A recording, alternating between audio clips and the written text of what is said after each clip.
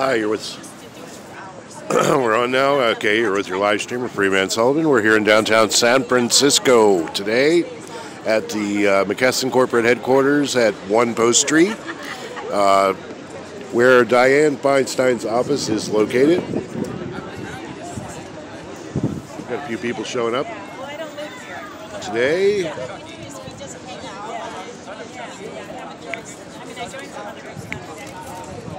So we're going to start by tweeting this out.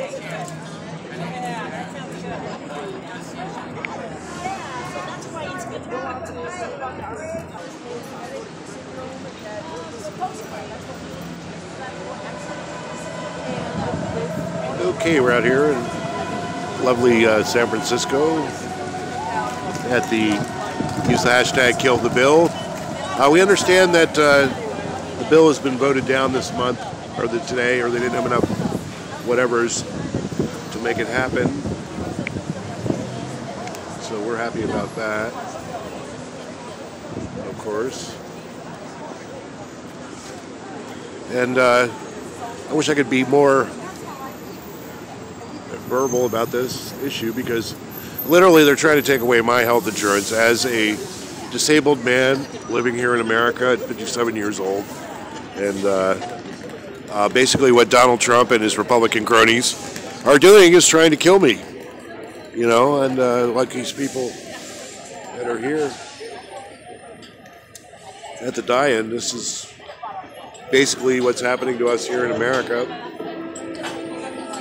If you're in the area, come down. We're here at 1 Post Street in downtown San Francisco.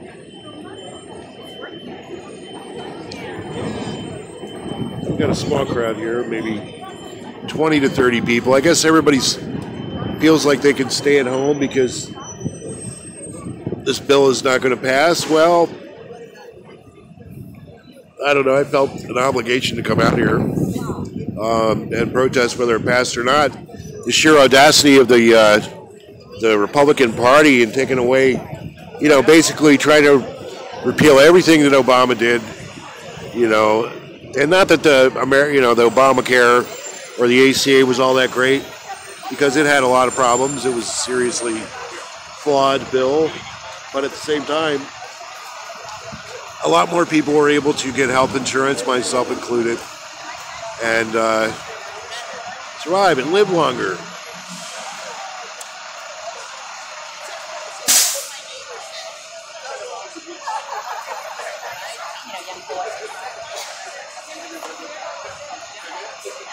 The other thing, too, out here in California is that it's estimated to cost, well, I just heard some numbers being tossed around yesterday, but we were looking at a figure of $66 billion here in the state of California alone. And so that's how much money that the state would lose if this bill was to pass. All right, now we got a speaker. And now I can shut my mouth. My name is Grace, and here's the plan. What we're going to do is, for the first 10 minutes, let people take the mic if they have a health story to tell. And then after that, we're all going to die. And I'm going to die too, but I keep the mic so that people walking by, I can keep telling them why we're dead. Let's see, we have a phone bank over here. Indivisible SF has a phone bank going on if you want to be part of that. And what else? I do have a quote from Chris Murphy that I want to read. I don't know if you saw the end of his tweets last night after all the shenanigans. I know people were writing on the Facebook page, should we still come? Is it dead? And I don't want to count on it being dead. I don't know if anybody here wants to count on it being dead. God knows what McConnell was doing in that meeting today. But as of when I left the House, there were 3 no votes. So that's really, really, really deeply hopeful. This is Chris Murphy's quote about this repeal without replacement. He said, "It's a humanitarian disaster of incomprehensible scale, that 32 million people would lose insurance, and that premiums could increase by 100%. So, good to know. Okay, so let's open it up to some health stories for a few minutes here before we die. Who has a health story to tell? Does anybody? I'll give you the mic. All right. Hi, my name is Greta Christina, and I have Lynch syndrome. It is a genetic syndrome that gives me a roughly 50-50 chance of getting colon cancer. And with health insurance, it's not actually that big a deal. I get a colonoscopy every year, I get the precancerous polyps snipped out, and I live. And without health insurance, I die. And this is a pre-existing condition that I was literally born with. And if the Republicans have their way, I could easily be dumped off of health insurance. Or if I lose my health insurance, I wouldn't be able to get new health insurance. And I'm actually relatively lucky. I have pretty good insurance through my wife. If she dies, I'm screwed. And this is what the Republicans not only want, but have been fighting tooth and nail for. They want me to die. Yeah, all the Republican regime and the orange guys regime, they're pretty into destruction and death of all living things, except for white straight males. Hey, I'm the white straight male. That's a generalization. You think? Okay, who else has a health? Why can't I say the second part? Story. Anybody else? Yeah. Hi, my name is Susan Muse. I'm from Tenderloin Health Services. Everyone deserves, it's a right, not a privilege, to have affordable health care. If our patients do not have affordable health care, they will die. Yes. Okay, and I just want to remind people, thank you. I just want to remind people there's phone banking going on over there if you want to do that. And we are going to die soon, but did you have something you wanted to say? I do have a story. Hi there, my name is Paul Enzel, and I have a memory pre-ACA of opening probably the most valuable box I've seen. I have a bleeding condition, which is generally well managed, but at one point doing the wonderfully dangerous hobby of swing dancing, I tore my ACL. Tearing an ACL is a minor thing, usually a inpatient procedure, but because of the bleeding condition, I have to get special medicines for this. Thanks to some confusions with my dad's health care, the health insurance company was at first not going to pay for this medicine that I needed. We were doing everything properly. We checked with them ahead of time, and then they said, well, this $100,000 worth of medicine, don't know if we're going to pay it. Thank God that my dad is extremely good about keeping track of every single statement that they had, and he was able to hold them to account. And if it wasn't for that, we would have been on the hook for more money than I don't know how we would have been able to cover it. So thank God for the ACA, thank God for coverage for pre-existing conditions. We must fight to keep this going. Okay, let's have one more health story if there is one, and then we're going to die. I've got one. I've got one. You want to go first? Hi, my name is Fish. 10 years ago I had hip replacements on both sides due to hard work and labor. And 3 years after that, those were recalled because they hadn't been tested properly. So that proceeded to 6 hip dislocations and 4 more hip surgeries, and now I seem to be fine, but if I dislocate again, that's a pre-existing condition, so I would not be covered unless I had health care. Thank you. Hi, I'm Master Steve. I went back to England in September, and I did a race, a 5K on a Sunday, and the next day I was walking with a friend up some stairs, and something popped in the back of my knee, and I collapsed, and they got a wheelchair for me, and there was a hospital 200 yards down the road. That was handy. So I went to the hospital, and I was there for about 5 hours, which is not great, but it was in the emergency room. And they gave me some painkillers, and then a doctor saw me, and they sent me home. I had to go back the next day. They gave me a brace, one of those like $500 braces. And then they gave me this huge bill. Actually, that last part isn't true. They didn't give me a bill at all. I just went home. And I didn't have to pay anything because we have a national health service. So,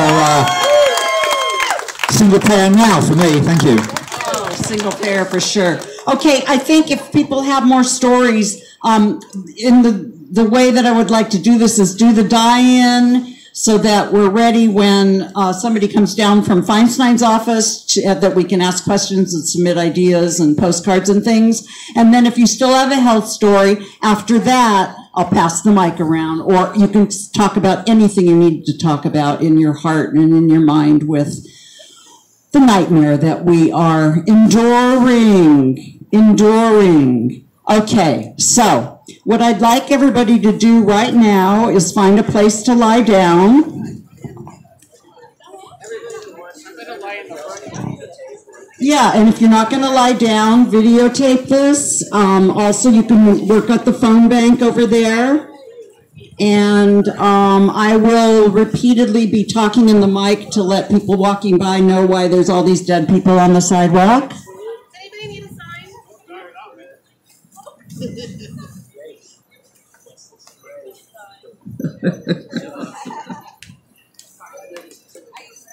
Oh no, this is the most attractive what do you want to call it? A field full of dead bodies I've ever seen. You're all very beautiful dead people, I must say. Okay, anybody else gonna lie down before we quietly do the die-in with me talking now and then to the public that's walking by? Okay, I'm gonna lie down too. Hi.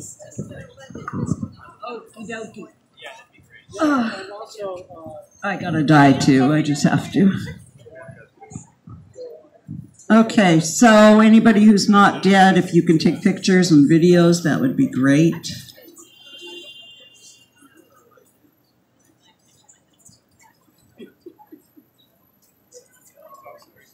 Anybody walking by, this is a die-in.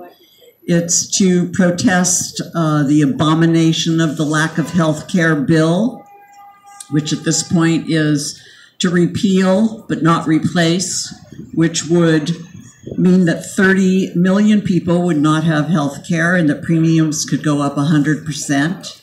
If you're walking by, if you know anybody who lives in a Republican state, and you can contact them and ask them to please contact their senator and plead with their senator to vote no on this new McConnell version of whatever you want to call it. That'd be great.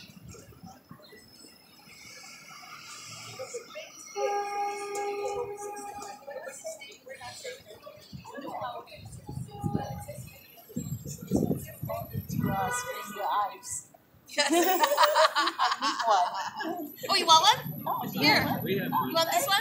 Yes, please. There you go. See, now I know. For anybody walking by, this is a die-in. It's a protest against McConnell's I call it the lack of health care bill, which at this point has gotten to just being a repeal altogether, which is devastating. And we are representing the 30,000 people now with this new plan that would be without health care and that would die unnecessarily. More than 30,000. Million. Oh, 30 million. I thought that didn't sound right. Oh, leave it to me to get the facts wrong. Thank you, people. Always correct me. That's true. It's because my brain is dying. It's my old brain. Thank you, God.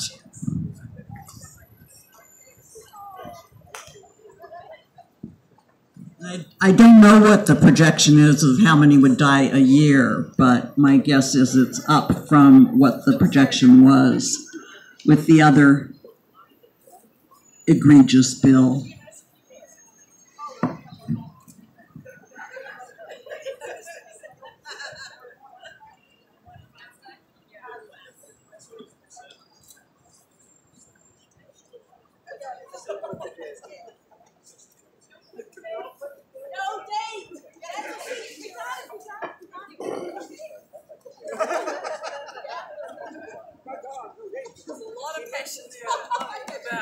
For people walking by, this is a die-in to protest the lack of health care bill that McConnell is now the new one that is about just repealing and not replacing, although the repeal and replace was grotesque. And it's our way of representing the numbers and numbers and numbers of people who would unnecessarily die without health care.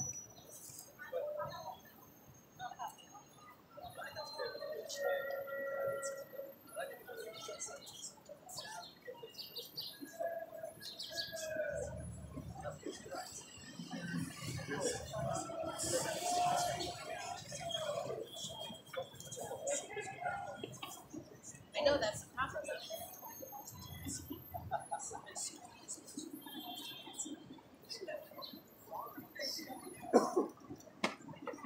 For passersby, just so you know, this is a die-in. It's a protest against McConnell's lack of health care bill.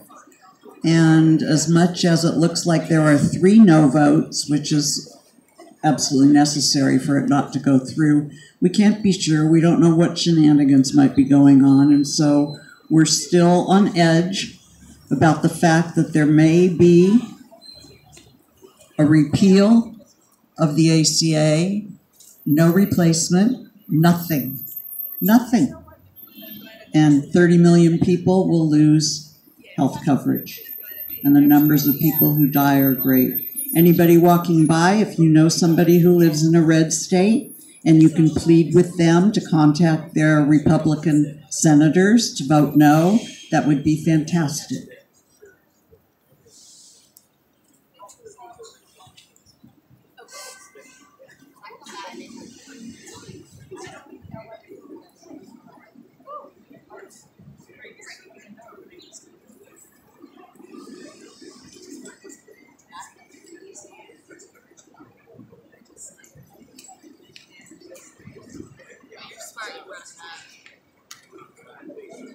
Your first day out here. I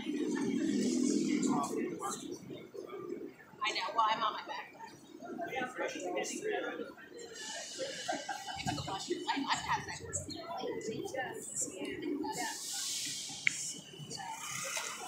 For people passing by, this is a die-in to protest the McConnell lack of health care bill.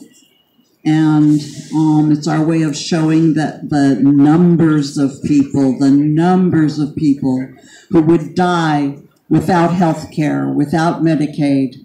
And this is our way of resisting, of protesting, of speaking up.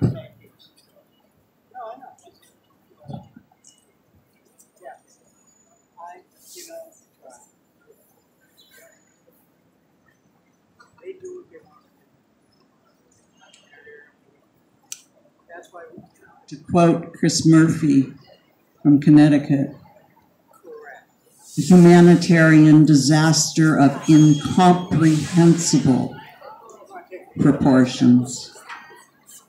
Incomprehensible. How about a chant? Roses are red, violets are blue. Thousands will die now. How about you? Roses are red, violets are blue. Thousands will die now. How about you? Roses are red, violets are blue. Thousands will die. How about you? Millions will die. Millions.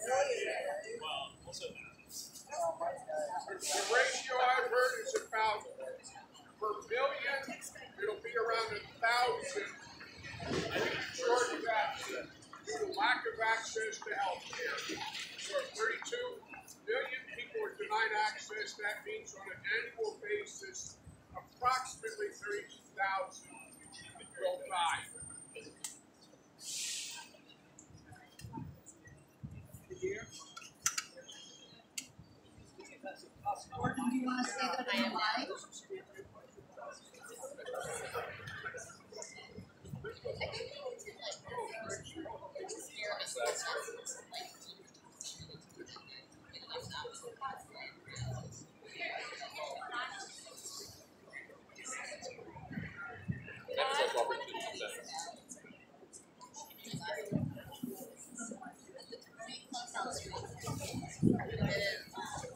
For passersby, this is a protest against the lack of health care bill that comes from Mitch McConnell and his other white men in suits. It's our way of representing the fact that ultimately, well, yearly thousands, but ultimately likely millions of people will die without health care, and it's criminal.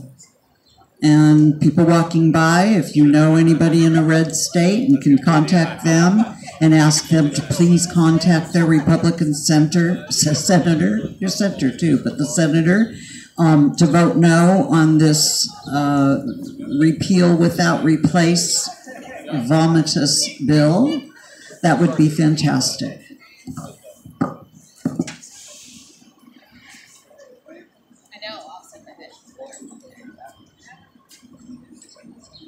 Let's celebrate the victory and direct action can achieve. Woo!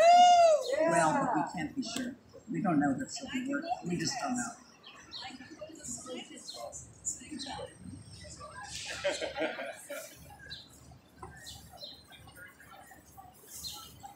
I realize that there are 3 no votes at this point, and that's utterly and completely hopeful, but I don't feel like it's done till it's done, and I think we need to make our statement. I just got a tweet that the Republicans are all having lunch today talking about strategy and just repealing with no replacement. So we'll know later today what their plans are, if they finally admit defeat, or if they try another tricky, sneaky, BS kind of approach. Yeah, it's all so dark, isn't it? Okay, well, I think we should undie because somebody's going to be coming down from Feinstein's office. And thank you all for your symbolic deaths here.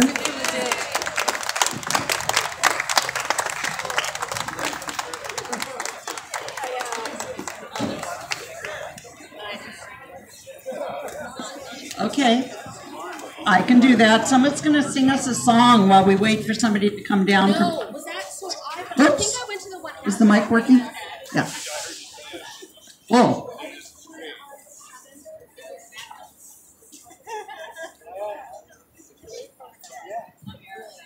Is it a song with choruses where people can join in? Cool. Okay, so we can join in too on the choruses. All right. This one is sung to the tune of Big Yellow Taxi, and it's called Old White Man. They tried to repeal the Obamacare we got, put a price on our lives and said they ain't worth a lot. And then it always seemed to go, but you don't know what you got till it's gone. Don't let them repeal the Obamacare we got. Well, hey, Mitch McConnell, go way back to oh now. You was straight single payer and even the ACA. Please don't it always seem to go that you don't know what you got till it's gone. Don't let them repeal the Obamacare we got. Well, late last night, I heard the screen door slam, and an old white man took away my health plan. And don't it all seem to go that you don't know what you got till it's gone. Don't let them repeal the Obamacare we got. Oh, I said, don't it all seem to go that you don't know what you got till it's gone. Don't let them repeal the Obamacare we got. Don't let them repeal the Obamacare we got. Come on, everybody.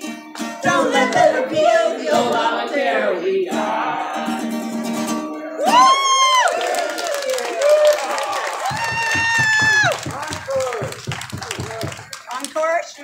want me to do it again? That was awesome. Yeah. You want to do it again? Great. Sure. Okay. Let's sing along. Yeah, we keep the mic. Yeah, because I know what I was hitting with the guitar. Oh, it's okay. Yeah. There we go. Why don't you stand up? That's ooh.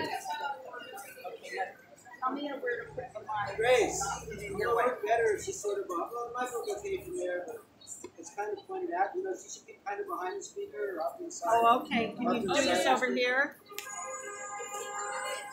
Somebody will keep an eye on it. The sound will be a lot better. I'll get your bag. Okay. That song. Sing along. You get an A+ for that song. Sing along. All right, so guys, can we do a little repeat after me? Yeah. Don't it always seem to go? Don't it always seem to go that you don't know what you got till it's gone? That you don't know what you got till it's gone. Don't let them repeal the Obamacare we got. Don't let them repeal the Obamacare we got. All right. One more time? Yeah. Don't it always seem to go that you don't know what you got till it's gone? Don't it always seem to go that you don't know what you got till it's gone. Don't let them repeal the Obamacare we got. Don't let them repeal the Obamacare we got. Nice one. Sounded good. All right. Now, show me where I don't want to be in your way. So you just have to tilt it down to the mouth. There we go. Yeah. All right. They tried to repeal the Obamacare we got. Put a price on our lives and said they weren't for ride. And don't it always seem to go that you don't know what you got till it's gone? Don't let them repeal the Obamacare we got. Oh, hey, Mitch McConnell, put away that mean old bill now. Give me straight single payer or leave me the ACA. Please, don't it always seem to go that you don't know what you got till it's gone? Don't let them repeal the Obamacare we got. Well, late last night I heard the screen door slam, and an old white man took away my health plan. And don't it always seem to go that you don't know what you got till it's gone? Don't let them repeal the Obamacare we got. Oh, I said, don't it always seem to go that you don't know what you got till it's gone? Don't let them repeal the Obamacare we got. Don't let them repeal the Obamacare we got. Don't let them repeal the Obamacare we got. Yeah, all right. Okay, so, Thank you. you know if somebody's coming Hey, down? what was your name again? Lawrence, or? Elaine Ryan, thank you. Oh, okay, we still have a couple minutes. Anybody have anything they want to say right now to contribute while we wait? Hi. So back before Obamacare, when I was 24, I was diagnosed with thyroid cancer.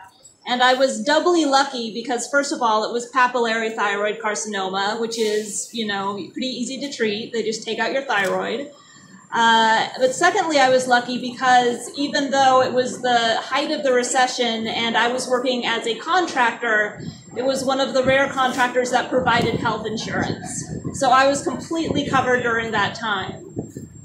It's quite easy to imagine that I couldn't have, it was some of the worst job markets in our history. I could have easily been an unemployed 24-year-old, or I could have been working at a contractor that did not provide health benefits. So I was lucky.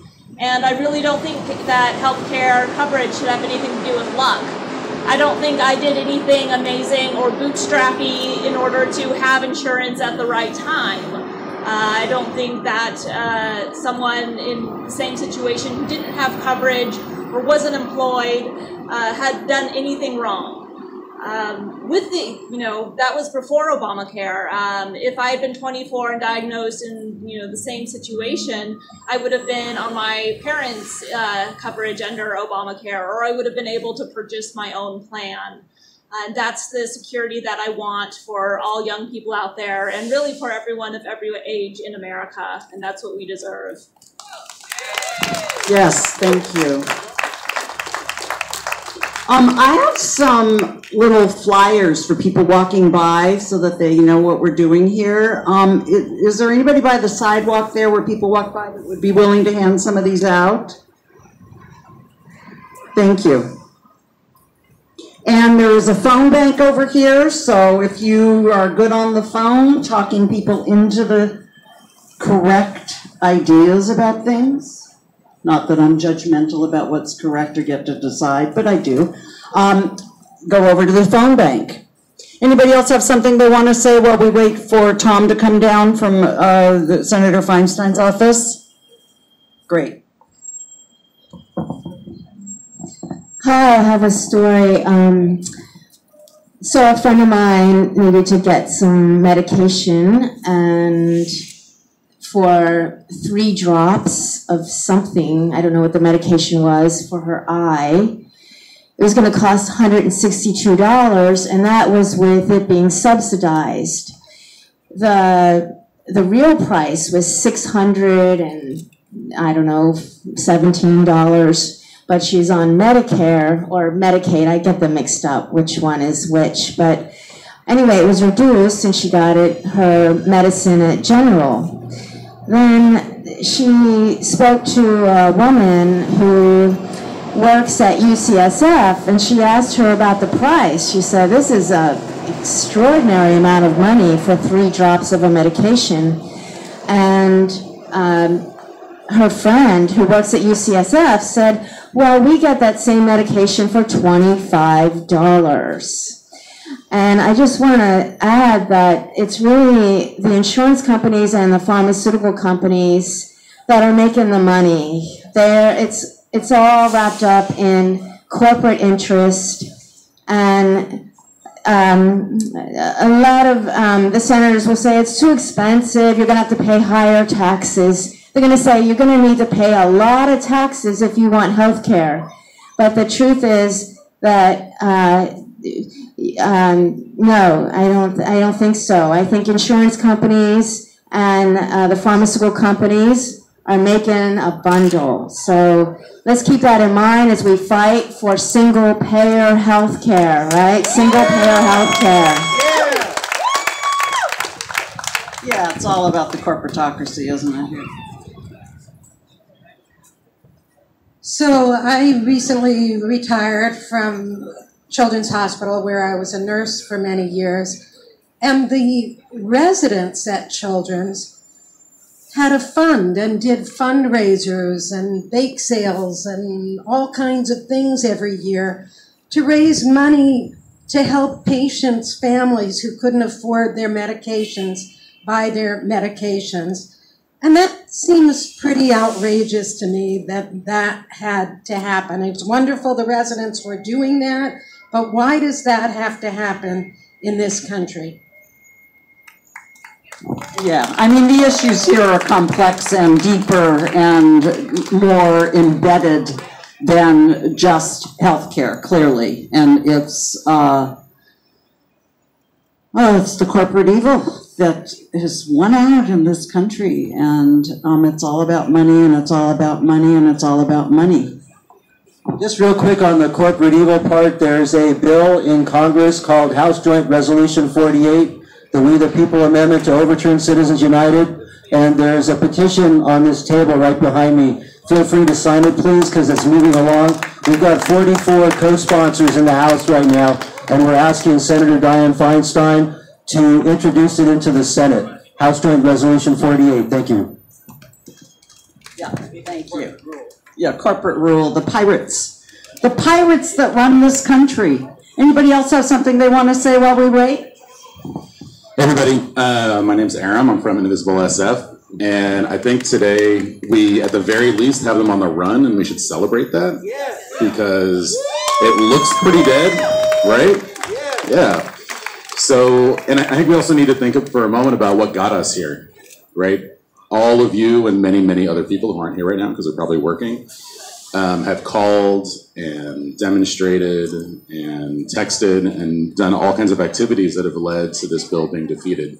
I don't believe for a second that Shelley Moore Capito from West Virginia would have come out against repeal if it wasn't for this nationwide movement. I don't believe for a second that Dean Heller, who campaigned over and over and over again on Obamacare, would have taken this position. We've seen people like Tom Cotton, who said they were going to vote for repeal, soften their positions. So what this shows us is that we have a lot of power, right? And we need to keep using that for good. We need to create the more compassionate society that we all believe in, and put in the time and the effort that it's going to take to do that. I think there's a couple different levels of that too, right? There's us making sure that on the federal level, these disasters are trying to continually put on us with things like the repeal of Obamacare don't happen, that we make sure that this is fully dead and not half dead. And, also at the state level, there's a lot of room for what we can do. Someone a second ago was talking about prescriptions and what we can do to try and reduce the cost of those. Let's work on that. Let's keep going. Let's be energized by this victory, or apparent victory. And, keep at it, keep at it, keep at it. And just if you want to go over to the table over here, we've got a whole bunch of people, we mentioned it before, doing text banking and phone banking. It is so easy. The text banking thing in particular just kind of boggles my mind at how little effort it takes. Like if you watch TV or you sit places, you can be saving the world while you do that, which is pretty amazing. So definitely go over there. We got a bunch of people who can tell you how to do that. And thank you to everyone who's here, all the different groups and everything. And just let's keep on doing this. Thank you. Thank you. Keep on keeping on, right? I mean, yeah, this is where, with the health care bill right now, it's where we're seeing the effect of resistance and protest and continued resistance and protest. And I don't think for a minute that there would be even a possibility that it's gotten to where it's gotten without all the resistance and the town halls and people coming out who've never come out before. So we need to keep going. There's lots more to do, but this is good. I'm really glad, I don't know where he went, but I'm glad Aaron pointed out that this is a likely victory for what we have been dedicating ourselves to with our hearts and our souls. Anybody else want to talk? We're still waiting. SB 562, that single-payer health care in California, was shunted onto the siding by the Speaker of the Assembly. It's not dead.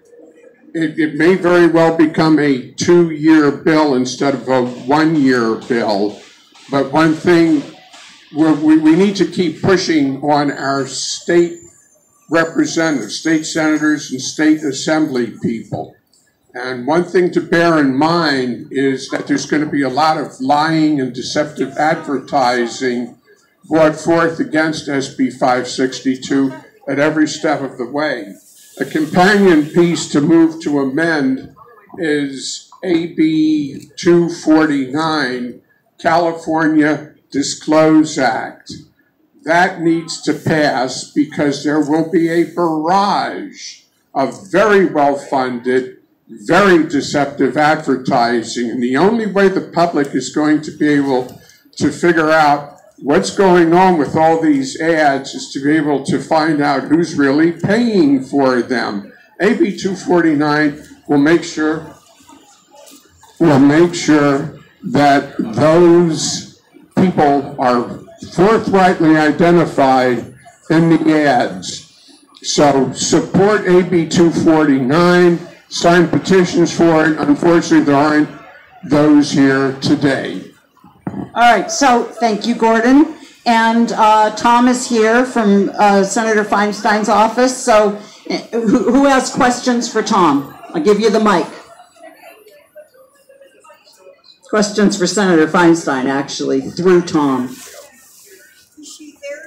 Hey, first off, I just want to say on behalf of Indivisible SF, thank you for Senator Feinstein's leadership on this issue, and also to Senator Harris if you talk to her. I guess the big question right now is, do you know what's next? There's been a lot of news today. I do not. Just like you guys, we found this news out yesterday. And just to reiterate, I've met with folks for the past couple of Tuesdays now, and I just want to reiterate my thanks to you guys. we've asked you for your healthcare stories. You guys have provided us with them. You've shared them with either us or Senator Harris or your other electeds. And just have to reiterate our thanks for how much you guys have been forthcoming about how the Affordable Care Act has affected your life, or how the Republican health care bill would negatively impact your life. And the amount of phone calls, the amount of emails, the amount of letters or texts that come in through faxes that you guys have given to us really have put a lot of focus and pressure on this. So I just have to say thank you to you guys for that. But to what's next, I do not know. So I'm just going to do one more question. So the other question is that there's now this huge opening to have a positive plan, and whether or not it would get passed to be able to say this is what the Democrats would do. Do you have any plans to introduce measures that might be able to get bipartisan support, like prescription medicine, coverage, those kinds of things? Is there any plans around a positive agenda around healthcare now that they've, it looks like they've failed? Any legislation that would improve the Affordable Care Act. I know I've said it a couple of Tuesdays ago, but the senator has a bill that's out there that addresses the fiscal cliff for the folks who don't qualify for under 400% poverty rate. As to any other legislation out there, I'm not well versed on every bill that's been introduced or what the other senators are working on, but I'll definitely carry the message that. And I know that I think we said it last Tuesday or a couple Tuesdays ago, that we were in a bit of a defensive posture when it came to the Affordable Care Act, and now I can get you folks. I know I have Larry's email, but I can get you folks some information if they're what's going on in DC related to any sort of positive or offensive way, or any offensive bill that's being introduced. Happy to, yeah. Anybody else have a question for Senator Feinstein via Tom? Yes. You just were here. You just heard us talking about the single-payer bill in Sacramento. At the town hall meeting in San Francisco recently, Senator Feinstein said that she wasn't on board with a national single-payer alternative. Has she softened? Is she moving in that direction even at all? I have even heard that there is some Republican support for this idea, and this may be an opportunity for reaching across whatever aisle there may be for Democrat and Republicans to start working together towards a single-payer solution to this. It seems that all of the issues that are involved with either the ACA all involve parties that really need to move out of the way towards a single-payer option. As to that question, it's the same answer that she had given at the San Francisco town hall, and I think I might have heard a recitation of it here, is that she's not there yet. As far as any updates on that, I would look to the senator's website as far as any official press statements on it, but at the moment it would be the same answer that she gave at the town hall. I just wanted to say that I think we had asked you to have her contact, it was at Warren Buffett? Right. Okay, so you still... I sent it to scheduling as far as a response back. Okay, because Warren Buffett's for single payer, and I thought he'd be a good person that she could talk to and actually kind of think he's valid. Would Senator Feinstein support a gradual approach towards single payer, such as reducing the minimum age for Medicare?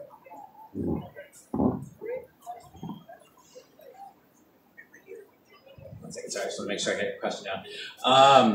I will definitely get that question up. In addition to the one that the gentleman just asked, I'll get the questions to Larry, I'll get the answers to Larry as soon as I can. So just to reiterate what Aaron said, there is a vacuum here now, especially around healthcare, that we'd like to see the Democrats step into and say this is our positive vision for the future of whether it's just Obamacare or healthcare in general, and even other projects for the country, because there's a lack of leadership clearly in the Republican Party, thankfully, and it's a big opportunity for our side to step in. So can you articulate any vision of what Senator Feinstein could do to fill this vacuum? Like I said, I think that a couple of trips I've been down here is that the senator's always been open to improving the Affordable Care Act. Like I said, one of the bills that she had introduced addresses that fiscal cliff, and I'm sure, like you said, there are several opportunities or a vacuum, rather, for there to be a more proactive or offensive approach to fixing the Affordable Care Act. As to what those are, I just don't know. So if there is anything, I'm going to reach out to the folks over in DC and what they're hearing and what they're hearing from other Senate offices, and happy to get that intel back to you guys.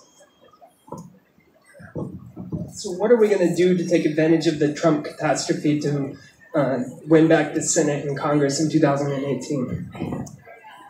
So there's this very fun line that we have to walk as a legislative office that we can't advise politically. So to answer your question with the non-answer, that's kind of what I have to say. On another topic, given the astonishing revelations from the White House last week, who is up next to be interviewed on the Judiciary Committee, and will any of those hearings be public? Just to make sure I know what inflammatory stuff came out last week you're referring to, which one? I mean the fact that Donald Trump Jr. admitted to colluding with Russians. Sorry, I just wanted to put that up. You gotta have a little fun. It's a nice day today. Question. I don't want to misquote what she had said. I want to say that when that story came out, she was either very interested in interviewing Donald Jr. I would have to go to her website of what she had said officially. I don't want to misquote her, but I believe that she had mentioned that she wants to interview him. I do not. I don't know the procedure behind that, but like if any intel comes out, I'm sure you'll all hear about it. I would like to see the Democrats do something about these high drug costs. Perhaps some kind of legislation that makes these drug companies treated like a utility company, so that they can't double and triple the cost of medicines, which I think is absolutely absurd and shameful.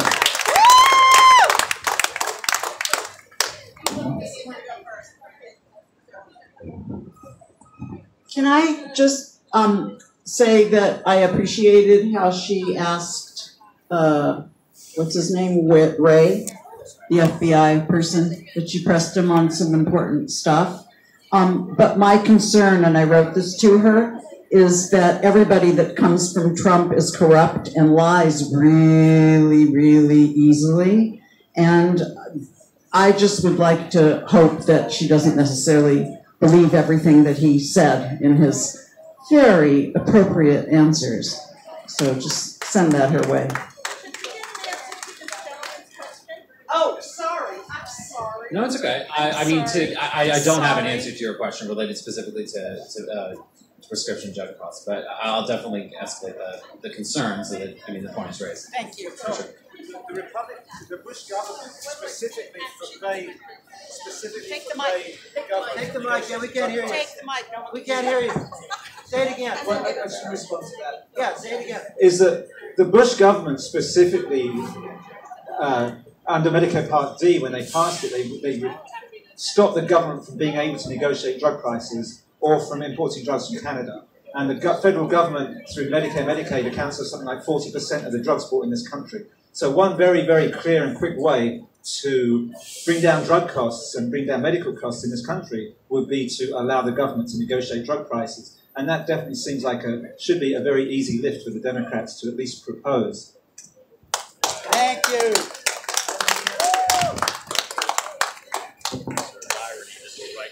Remember when we couldn't get people to quit smoking? Remember when smoking was a regular thing and everyone thought there's no way we can really help people quit smoking. And we made it happen. In this state and many other states in the U.S., we stopped smoking in restaurants because we knew it was a health hazard. I think we can get single-payer health care if we have the political will. Yes. We have the political will. We need our senators to get creative. We need them to be imaginative.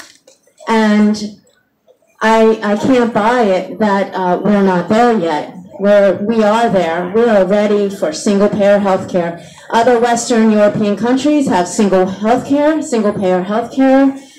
And it's just infuriating that this is one of the most powerful, richest countries in the world, and we can't get health care for everyone. Thank you. The money's going for war. Military-industrial complex. Cancel the F-35. I mean, thank you for raising the point. Unfortunately, I don't have another answer for you other than that one, though. Yes. Somebody else has a question? So, you know, recently I've read things about Nancy Pelosi and what a great fundraiser she is and everything like that. And it seems to me that, in a way, that's been part of the problem with what the Democratic Party does, is the emphasis on fundraising, which then brings money in from corporations who are actually not working in the interests of most of us. So is there some other approach that's being thought of for a direction for the Democratic Party that goes beyond fundraising to, you know, mobilizing people in some other way? Bernie Sanders! So it's a bit like the other question related to politics. From our office standpoint, as a legislative office, we can't discuss political activity. But I mean, to touch a little bit on what your question gets to, the senator was opposed to the decision related to Citizens United. As far as the resolution to getting corporate money out of politics, I mean, there's a couple of avenues. How many of them have a likelihood of success is a little bit tenuous, but one way would be to pass in a constitutional amendment. How many of the states or senators would agree to that? I do not know. But she remains opposed to the decision in Citizens United and would like to see it overturned. The current makeup of the court, unfortunately, doesn't look like that would do that. But the other route would be a constitutional amendment, or when the court changes in a similar case that Citizens United gets to the court. But to answer your specific question, unfortunately, I can't. That would have to go to either the DNC or somebody who is on staff able to answer that kind of a question would answer it. But none of those are here. Grace, have a real quick one. I have a follow-up question to that. We met with Dianne Feinstein's staff, and we asked the same question about a month ago, if Dianne Feinstein would introduce a Senate version of House Joint Rule 48. And that's the only amendment that's right now, the only bill that's in Congress that ends corporate personhood and money as speech. And so we've been asking for follow-up questions on that, if Dianne Feinstein is willing to do something courageous like that and lead forward to really put her money where her mouth is, so to speak, and get the money out of politics, get the big money out of politics and overturn Citizens United. So I'm hoping that we have some follow-up on that. Any follow-up yet at this point? Not yet, but I'll reach out to the DC folks and get you an answer. Okay, thank you. Go ahead, Grace. Can I have a question? Yeah. Okay. I literally just got off the plane. I came from Washington, D.C. I worked at HHS. I started the week before the Affordable Care Act went into effect, and my job, I had to leave in January, of course. So I know what it was like when the Affordable Care Act went into effect. I know all the problems that we encountered. But my question is, this is really not, it's a state issue. And I've been spending the last 6 months pushing it in my state, following the leads of, believe it or not, Nebraska and Maine, that we move to apportionment for the Electoral College rather than winner takes all. California, that would be significant. And that more closely reflects the public view. So you divide your electoral votes based on how people voted in the general elections.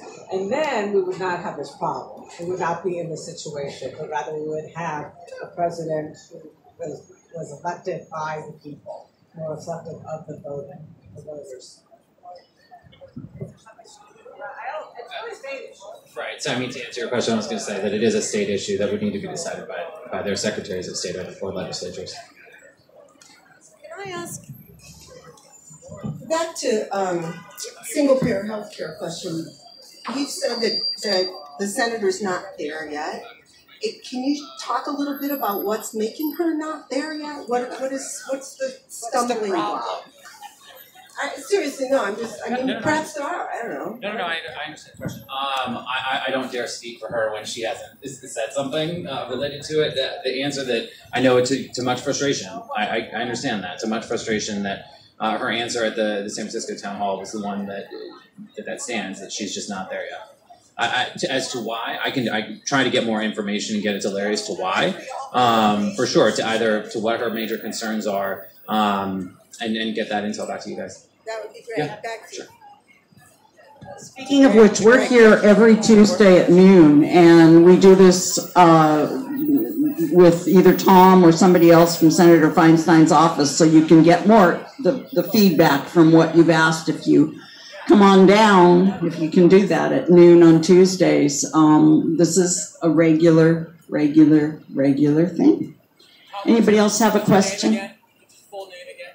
Tom Paulino. Yeah. Okay, so hi again. So another sort of comment, maybe suggestion, light demand, is that I think right now we kind of have we have momentum. I think it's fair to say that there's momentum coming from the left and there's not a lot of momentum on the right, and I think it's actually incumbent upon the Democrats to use this momentum that really came more from here than up there. I think that the movement that's been resisting against Trump and advocating for policies that would create a more compassionate society and come more from the progressive side of things, we're starting to win a little bit. And I think it's really important that strategically that people like Senator Feinstein, who have powerful voices, really get out there and step on the gas, right? Don't just resist and say exactly what this administration is, which is dishonest, incompetent, and corrupt. I suggested this to Senator Feinstein at the one town hall she held, and I look forward to the next one. But back then, there were still some people who had some reservations about whether or not this administration was dishonest. I think we can put that to bed. I think we know they're dishonest. There were questions about whether or not they were going to be competent or not, because it was still early. Pretty sure we know they're incompetent. And corrupt, I mean, it's there. Like, there's trademarks to Ivanka, trademarks to Donald. There's the collusion thing that is coming out in drips and drabs, or maybe it's more than that now. And I just can't implore her enough, and through you, to get out there and just call it exactly like it is. There's all this talk about how they're going to spin these crises, and it's not about spinning the crisis. It's like, just look at exactly what's in front of us and speak to it and say what it is. Because there's a lot of times where the Democrats don't just speak directly, and this is the moment to do it. They're dishonest, they're incompetent, and they're corrupt. And if every Democrat on the Hill and beyond uses, sort of similar language, doesn't have to be those three words, but something like it, there's going to be much more ability for us to brand them, right? And to say exactly what they are. And just, the momentum's on our side to do that right now. So I hope that she does that.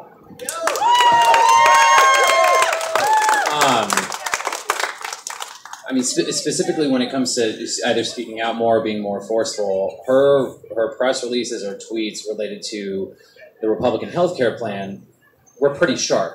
On the other points that you had mentioned, I'd again have to just refer back to her press releases, but specifically related to healthcare, we dove in very deep to find how this bill would affect folks at the county level. How would it impact the behavioral health departments and substance abuse programs at each county? How would it affect the children's hospitals throughout California, in Fresno, Oakland, San Francisco, Los Angeles, San Diego? We really did go and get creative of how to make very compelling arguments of how this would negatively affect our state. Granted, that's not with every subject that you had listed off, but just know that our staff is very dedicated to making sure that we give her all the tools necessary to make a very compelling argument. Yeah. Senator Feinstein and Senator Harris also met with the industry leaders to pressure Republicans, which I thought was also really impressive. So I think that, Senator Feinstein's work in this has been really good. And part of what I'm suggesting is that she's a leader of the party. And it's not, one of the problems is like Cory Booker has a great message, right? And Senator Feinstein has a great message, and Senator Harris has a great message. But unless those messages are the same, it ends up being one of 48 or one of 300 or whatever it is on the Hill. And when it's the same one, and you do what the Republicans do, where you see McConnell come out and Thunes over his left shoulder and Barrasso over his right shoulder, you don't get that same effect of like, this is one voice speaking forcefully on the exact same issue. So I would just encourage her to lead the other senators in that respect. Yeah, I think what you're talking about is our It's a sad day in America. hunger And we have to look for Dianne for Feinstein people for in leadership. Washington to Good say fucking Lord. the truth That's the way I about feel what about we're it. enduring And I'm and sorry. be with us. But sitting Call here it what it is. in front of one of the Right. biggest corporate Tell it like it polluters in the is, world. right? That's my generation. Cassie. So, yeah, I want to just second that if she would call the corruption, the lies, the great incompetence, the effort to create authoritarianism, which is happening, it would be a relief, I think, to all the people. So, somebody else had a question? Sorry, sorry, I get really nervous. I'm not a good speaker, but here's my question, and you probably can't answer. But I would like to know, does Senator Feinstein fundamentally believe that healthcare is a human right? That's a good question. That is a great question. I do not know the answer to your question, but I will get you that answer. Yeah, absolutely. She should. Question, but she's really shy, so her mommy's going to ask. Yeah. B. Wilder, and she's on Facebook. And she's a member of Indivisible Contra Costa County. Her question is how much money comes in from pharma and insurance companies into our legislatures. I heard that she heard that pharma was one of the biggest lobbyists in Washington, D.C. That's it, thanks. Yeah, and, how about Senator Feinstein? How much are they sending her way, those companies? What's that? And Booker. How much does Booker get? I can't hear what he's saying. Cory Booker. Cory Booker. Cory Booker what? I'm sorry, I don't know what you're saying. He got all kinds of money from the drug companies. It's all so, Okay, so who else? Anybody else have something they want to send our way? I think we're running out of time here, so. I have a brief comment. Oh, I'm sorry. Oh, I have no idea. Yeah, ask, please. I'm sorry? You'd like me to look into how much money she's gotten from pharma companies? Yeah, hell yeah. I believe all FEC filings are... Okay. I can look into that. I'm saying as far as that information, to my knowledge at least, it's public information to so you can Google it. And to ask if she believes healthcare is a human right. Right. Please. Great. We got a great turnout this week. I just would remind everybody that's here, we're here every Tuesday. Ask her when she's going to We're the ones that are running this country, and we have to be here every week and every day when we're not here, talking this up with other people. We're the ones that are supposed to be in charge, and as long as we keep pushing like this, they'll get the message in Washington. I want to tell you, somebody gave me something to give to him for Senator Feinstein. If anybody else wants to write a letter or send something Senator Feinstein's way through Tom, hand it to him now. And ask her, when is Feinstein going to retire? Oh, okay. So, Tom, thank you so much. I'm getting old myself. Yeah. Time for some new blood. Thank you. Okay, I think a few people... Is that it? Yeah, who else still had something they wanted to say? We try to keep the open mic to make sure everybody gets their say. If you can, don't drift away. We got a couple things to say real quick. Yeah, that's what I also wanted to let people know. Every Tuesday, we spend a period here letting people just take the mic and talk about whatever's in their hearts and on their minds. And it's been very effective and very inspiring, and we all leave feeling much better than when we came. There you had So, it. From Senator Dianne Feinstein's aide. Mr. So they're trying to impeach Trump. Thanks a lot for not watching it and getting viewers. I sent Maybe one or two. Supervisor Peskin, the Board of Supervisors. So if anyone wants to support that, give But Peskin's office a call. we'll be back ask them to live streaming support very soon. The impeachment Much resolution love, much peace. for the City Council of San Francisco. Anything else, anybody?